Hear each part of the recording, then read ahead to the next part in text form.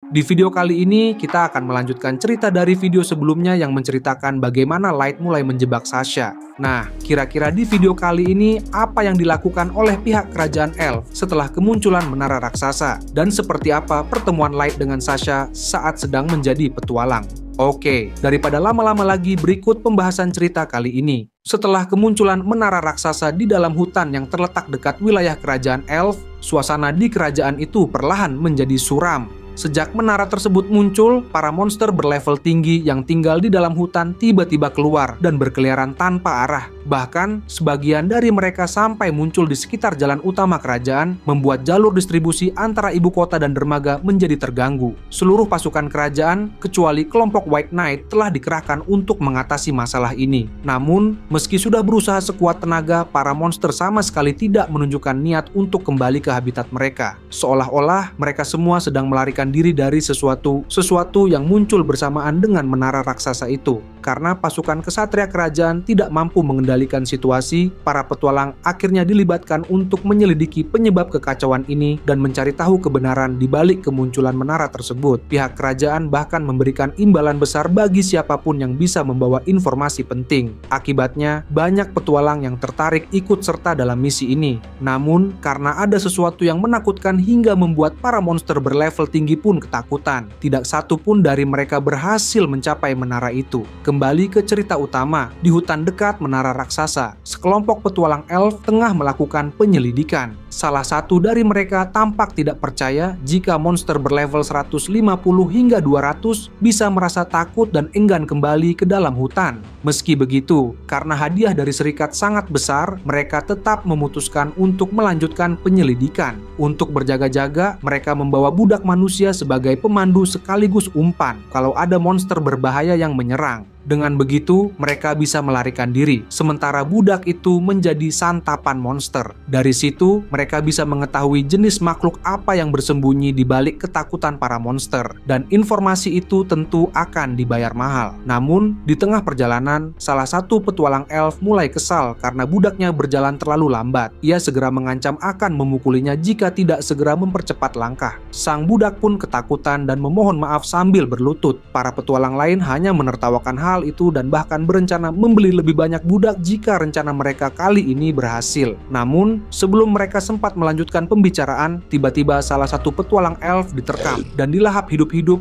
oleh seekor monster hellhound. Dua elf lainnya yang terkejut pun ikut menjadi korban tanpa sempat memberikan perlawanan sedikit pun. Sementara itu, budak manusia yang ketakutan terjatuh dan berteriak histeris. Tapi anehnya, saat monster hellhound itu mendekat, makhluk buas tersebut justru berhenti menatapnya sebentar, lalu pergi meninggalkannya begitu saja. Setelah itu muncul sekelompok pria berambut mohak yang meminta budak itu untuk ikut bersama mereka. Mereka beralasan sedang memeriksa hutan dan tanpa sengaja menemukan seorang budak yang telah bebas karena majikannya sudah mati. Awalnya sang budak berpikir daripada mati dimakan monster, mungkin lebih baik ikut keluar dari hutan bersama mereka, meskipun ia tak tahu apa yang akan terjadi padanya nanti. Namun ketika ia memejamkan mata, tiba-tiba sesuatu yang dingin terasa di kepalanya. Budak itu masih belum mengerti sampai salah satu pria mohak berkata bahwa air itu berasal dari ramuan penyembuh luka. Ia heran karena ramuan seperti itu seharusnya sangat mahal, tapi para pria mohak terus berusaha menenangkannya, bahkan membantu agar ia bisa berjalan lebih nyaman sambil mengikuti mereka keluar dari hutan. Tak lama setelah itu, salah satu pria mohak mengirim laporan kepada Aoyuki melalui burung familiarnya. Ia memberitahu bahwa mereka akan mengawal budak itu seperti biasa. Di tempat lain, Aoyuki terlihat duduk santai di tepi menara raksasa. Tak lama kemudian, Ellie datang menghampirinya dan bertanya apakah misi Aoyuki sudah diselesaikan. Namun, jawaban Aoyuki terdengar seperti suara kucing, membuat Ellie sama sekali tidak mengerti apa maksudnya. Meskipun Light pasti tahu. Menurut Ellie, kemampuan Aoyuki memang luar biasa, terutama dalam mengendalikan banyak monster. Ia yakin kemampuan itu bisa sangat berguna untuk menghadapi para makhluk di permukaan. Selain itu, sesuai perintah dari Light, mereka juga harus menyelamatkan para manusia yang dijadikan budak dan diperbolehkan membunuh para tuan budak yang bertindak sewenang-wenang.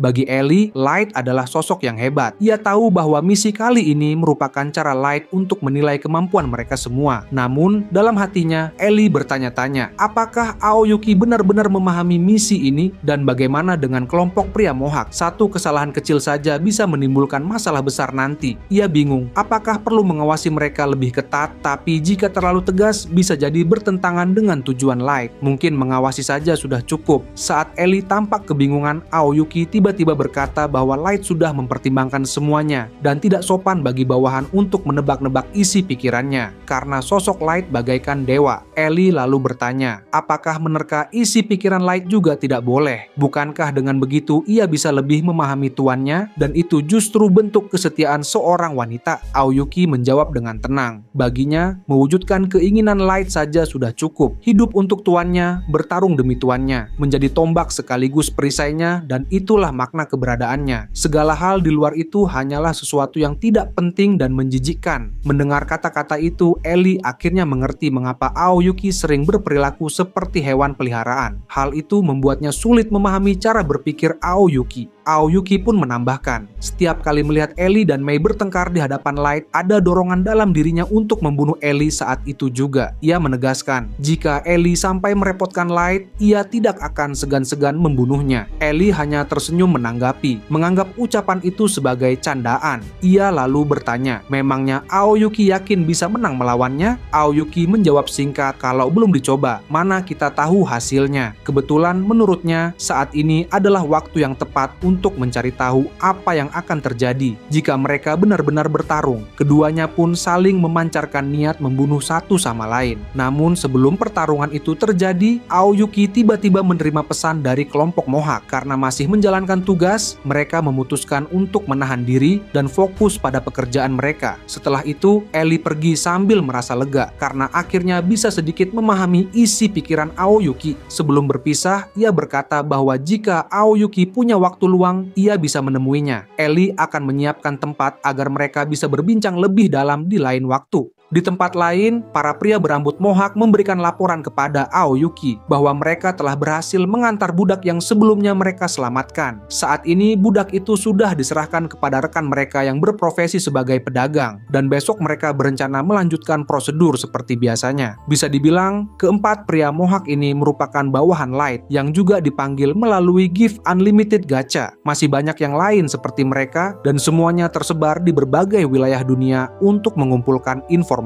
Biasanya, kelompok Mohawk bekerja sebagai petualang, baik untuk mencari informasi maupun menyelamatkan para budak manusia. Namun, para pria Mohawk itu tidak habis pikir mengapa negara manusia justru tega menjual rakyatnya sendiri sebagai budak. Bahkan, kebanyakan dari mereka sengaja dibuat menderita. Bagi para Mohawk, ras lain tampak memiliki moral yang rendah. Salah satu dari mereka lalu memperingatkan yang lain agar berhati-hati dalam berbicara, karena pembicaraan seperti ini bisa saja didengar orang lain. Akhirnya, setelah semuanya mengerti, mereka sepakat untuk melanjutkan misi penelusuran di hutan wilayah barat keesokan harinya. Saat ini, kelompok Mohawk memang tengah bertugas menjalankan rencana di bawah komando Aoyuki dengan bantuan monster-monster yang ia kendalikan, seperti Hellhound dan yang lainnya. Sementara itu, di sisi lain, Sasha terlihat terkejut saat membaca laporan tentang kondisi hutan di sekitar menara raksasa. Ia tidak menyangka laporan itu menjelaskan bahwa di hutan tersebut terdapat monster mengerikan berekor ular. Sasha berusaha tetap tenang, karena jika pasukan White Knight sampai bergerak, mereka bisa saja menemukan bukti bahwa Light masih hidup. Maka dari itu, Sasha bertekad untuk mengumpulkan para petualang hebat agar bisa mencapai menara itu dengan cara apapun, bahkan jika harus menghabiskan seluruh hartanya. Karena jika rencananya berhasil, ia bisa membunuh Light dengan tangannya sendiri. Keesokan harinya, di istana kerajaan elf, seorang elf tua yang menjabat sebagai kanselir kerajaan tampak berbicara dengan nada serius. Ia menjelaskan bahwa hutan saat ini dipenuhi monster-monster berlevel tinggi yang telah memakan banyak korban. Bahkan hingga kini, belum ada satupun laporan yang memberikan informasi jelas mengenai menara raksasa yang tiba-tiba muncul di sana. Kanselir juga menambahkan, jika monster-monster itu sampai berkeliaran di jalan utama dan menghambat aktivitas rakyat, maka penderitaan masyarakat akan semakin parah. Setelah itu, kanselir memerintahkan Hardy untuk memimpin pasukan White Knight dan segera memusnahkan para monster tersebut, sekaligus memastikan agar mereka mendapatkan informasi terkait menara raksasa. Menurutnya, White Knight adalah pasukan terkuat di kerajaan Elf, jadi sudah sepantasnya mereka yang turun langsung menyelesaikan masalah ini. Sementara itu, Hardy yang sejak awal mendengarkan dengan tenang, paham betul bahwa kanselir memang terlihat seolah peduli pada penderitaan rakyat. Namun, Hardy juga tahu bahwa mengirim pasukan White Knight tanpa informasi yang cukup tentang situasi di sekitar menara hanyalah tindakan bodoh. Ia berpendapat bahwa misi itu akan sia-sia dan justru bisa berujung fatal. Mendengar itu, kanselir menanggapi dengan sinis, mengatakan bahwa Hardy seharusnya tidak bersikap pengecut jika memang layak disebut sebagai pemimpin White Knight. Hardy pun membalas dengan nada dingin. Ia menegaskan bahwa permintaannya untuk mendapatkan informasi tambahan bukan karena takut, melainkan demi memastikan keberhasilan misi. Lagi pula, Hardy tahu betul bahwa pihak kanselir dan bawahannya sudah lama terlibat dalam praktik korupsi yang merugikan rakyat. Perdebatan antara keduanya semakin memanas hingga suasana di ruang sidang menjadi tegang. Melihat hal itu, sang Ratu Elf akhirnya turun tangan untuk menenangkan keadaan. Ia menegaskan bahwa permintaan Hardy akan dipenuhi atas nama kanselir, dan untuk mempercepat penyelidikan, hadiah bagi para petualang akan ditingkatkan. Selain itu, kerajaan juga akan mengeluarkan permintaan resmi untuk mendatangkan para petualang hebat demi mengumpulkan informasi lebih lanjut mengenai menara raksasa. Setelah pertemuan berakhir, Hardy kembali ke ruangannya dan duduk santai di atas sofa. Tak lama kemudian, sang Ratu Elf datang menemuinya. Ternyata Ratu Elf itu adalah ibu kandung Hardy sendiri.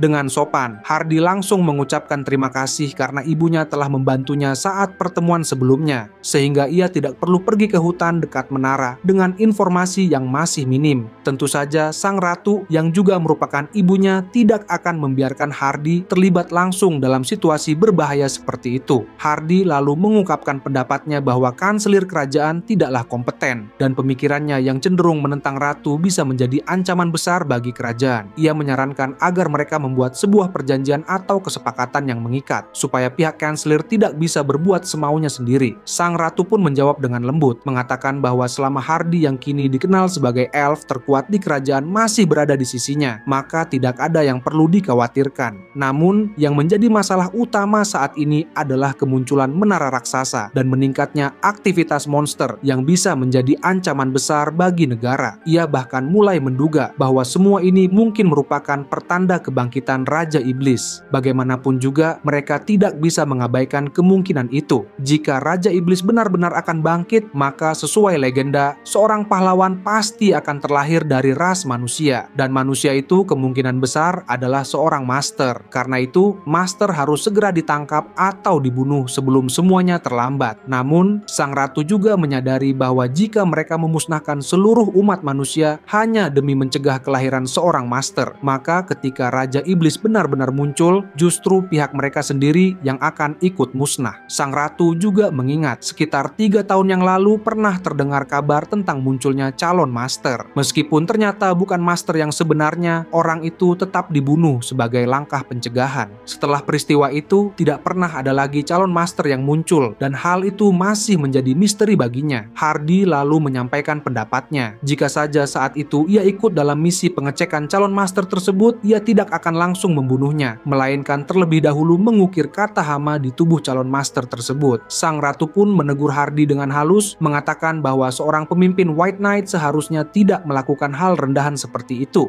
Namun bagi Hardy, manusia memang hanyalah hama yang merugikan dunia. Ia bahkan menegaskan bahwa sejarah telah membuktikan manusialah yang menciptakan para master dan menyebabkan bencana besar bagi dunia. Karena itulah, menurut Hardy, manusia seharusnya dimusnahkan sebelum kehadiran master yang baru lahir kembali. Dalam hatinya, Hardy benar-benar meyakini bahwa manusia, calon master, bahkan master sekalipun hanyalah sumber dari segala kehancuran. Sementara itu, di sebuah desa yang terletak dekat dengan hutan sekitar menara raksasa, kelompok Light akhirnya tiba. Mereka saat ini tengah berperan sebagai para petualang. Dari sana, terlihat jelas betapa ramainya desa itu dipenuhi oleh anggota serikat petualang dan para pencari nafkah yang sedang mengambil misi penyelidikan menara. Saat kelompok Light berjalan melewati jalan utama desa. Banyak orang mulai memperhatikan mereka, kagum dengan reputasi kelompok tersebut yang kini mulai terkenal di kota Dagas. Light kemudian memutuskan untuk mengadakan rapat sebelum mereka memasuki hutan.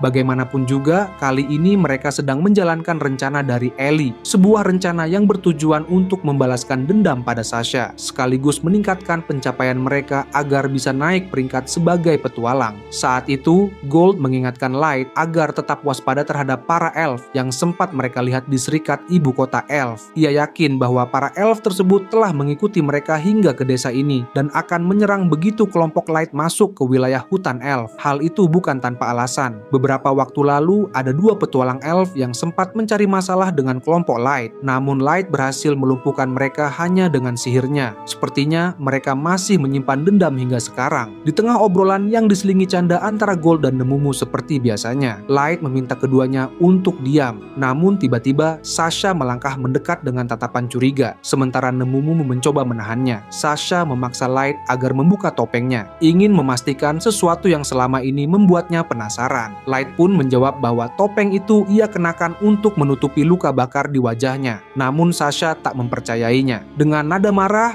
ia secara tidak sengaja meraih dan melepaskan topeng tersebut. Begitu topeng itu terlepas, wajah Light yang tampak rusak dan penuh luka bakar pun terlihat jelas. Pemandangan itu membuat Sasha spontan merasa jijik dan ketakutan. Padahal topeng yang dikenakan Light sebenarnya adalah artefak dari kartu double super rare bernama Clown Mask. Topeng itu memiliki efek ilusi dan gangguan mental yang bisa menampilkan wajah ilusi seolah-olah penuh luka bakar. Sasha yang tidak menyadari hal tersebut dengan cepat menyuruh Light agar segera memakai kembali topengnya. Dalam hatinya, ia berpikir bahwa sosok di depannya pasti bukan Light yang ia kenal dulu. Lagi pula, sudah 3 tahun berlalu, seharusnya Light yang asli sudah tumbuh lebih tinggi. Sasha pun yakin bahwa Light yang sebenarnya ada di dalam menara raksasa itu. Ia bersumpah akan segera ke sana untuk membunuh Light dan sekaligus mengumpulkan informasi demi membantu negaranya. Sebagai tunangan Mikhail, Sasha merasa hal itu akan menjadi langkah penting untuk memastikan semua rencananya berjalan lancar. Ia tidak akan membiarkan Light yang akan merusak kebahagiaannya. Bahkan, ia sampai meminta izin langsung pada Mikhail agar bisa kembali berperan sebagai petualang demi menjalankan ambisinya itu. Setelah pertemuannya dengan Sasha, Light pun segera berangkat untuk menyelidiki menara raksasa. Bagaimanapun, demi meningkatkan prestasinya sebagai petualang, ia harus tetap memainkan peran layaknya petualang biasa yang menjalankan misi penyelidikan. Namun, tujuan sebenarnya adalah untuk bergabung dengan Ellie yang sudah lebih dulu berada di dalam menara. Selama dalam perjalanan, Light menyadari bahwa masih ada 2 elf yang terus mengikutinya dari belakang. Ia pun memberikan peringatan keras agar mereka berhenti mengikuti karena jika berani mendekat lagi, nyawa mereka akan menjadi taruhannya. Setelah menemukan tempat yang dirasa cukup aman, kelompok Light memutuskan untuk berhenti sejenak. Namun, kedua elf itu tetap keras kepala dan masih ingin membalaskan dendam mereka, meskipun sudah diperingatkan sebelumnya. Kedua elf itu terus berbicara dengan nada menghina dan mengancam akan membunuh Light. Tanpa banyak bicara, Light langsung memerintahkan Mera untuk menghabisi mereka berdua tanpa menyisakan mayat sedikit pun. Kedua elf itu yang belum memahami bahaya di depan mata, menertawakan ancaman Light dan tetap tidak menunjukkan rasa takut. Tapi sebelum mereka sempat menyadari kesalahannya, Mera sudah berdiri tepat di belakang mereka. Karena mereka terus menghina Light, maka hukuman pun dijatuhkan. Dari kedua lengan Mera muncul makhluk mengerikan yang langsung melahap kedua elf itu hidup-hidup tanpa menyisakan bekas. Dalam sekejap, suasana menjadi sunyi. Light lalu meminta maaf kepada Mera karena merasa telah merepotkannya. Namun Mera hanya tersenyum dan berkata bahwa ia sama sekali tidak keberatan. Bahkan, demi tuannya, sebanyak apapun musuh yang datang akan ia habisi tanpa ragu. Melihat hal itu, Gold mengaku kagum karena Mera tampak sangat bisa diandalkan, meskipun menurutnya sedikit menakutkan. Nemumu yang berada di sampingnya pun mengangguk setuju. Mera lalu menjawab dengan lembut bahwa mereka semua adalah rekan, jadi tidak perlu takut padanya. Tak lama kemudian, muncul sosok